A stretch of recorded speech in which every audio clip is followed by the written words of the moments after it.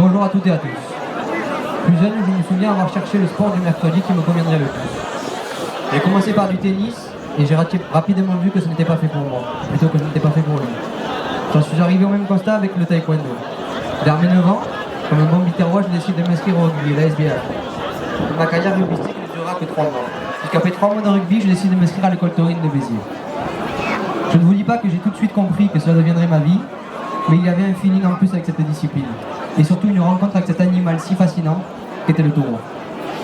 Je ne faisais plus de sport. Je venais d'accéder à une forme d'expression artistique avec laquelle je pouvais transmettre mes émotions.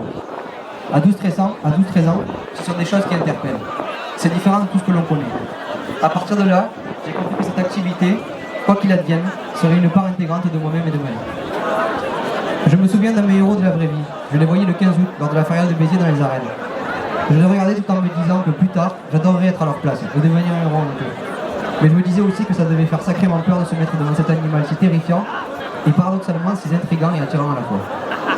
Les premières années à l'école taurine étaient plus marquées par les nombreuses roustes que par les vents de grève. Mais peu importe, la graine était plantée. Elle n'allait cesser de germer jusqu'à que le taureau occupe tout mon esprit. Car c'est ça la corrida. Une histoire d'expression artistique et la passion quasi mystique, irrationnelle du taureau et de son mystère. Cette fascination, je le savais, ne me quitterait jamais. À partir de là, ma décision était prise. Je serais taureau, comme ceux que j'admirais, comme les plus grands devant moi à l'école taurine. Du coup, mes entraînements n'avaient plus le même sens. Les sorties en piste non plus. Et le chemin, même s'il est long, lent et parfois ingrat, est une voie que l'on ne me quitterait pour rien au monde. C'est à ce moment-là que j'ai compris que, comme le dit la chanson, j'irai au bout de mes rêves. La passion est par essence déraisonnable et excessive. C'est ce qui la caractérise et en fait souvent sa valeur et sa beauté. Le taureau est devenu l'objet suprême de ma passion. Travailler dur, progresser et donner ma vie pour mieux comprendre. S'adapter afin de trouver l'accord dans ces moments d'expression qui restent éphémères. Toucher parfois à cet état de symbiose avec le taureau qui devient mon complice et le rechercher tout le temps. C'est une quête permanente car tous les taureaux sont différents. Et l'instant est tellement court. La rencontre est toujours hypothétique. C'est tout cela qui occupe envahit l'esprit d'un jeune homme de 16 ans qui veut devenir taureau.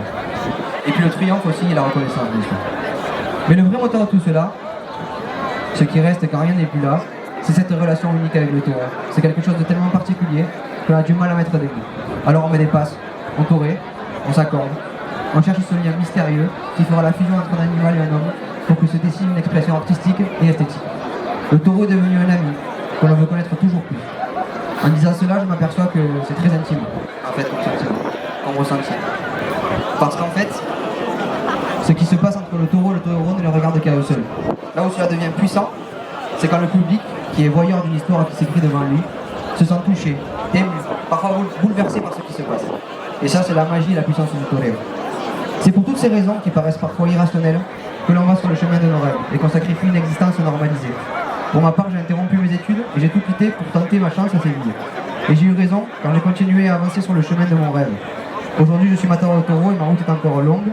J'ai encore un bon bout d'histoire à écrire. J'ai toujours besoin du taureau pour exister et m'exprimer. Ma passion est intacte et même plus forte qu'à mes débuts, car j'ajoute aujourd'hui une part d'expérience. Taurer n'est pas un acte anodin.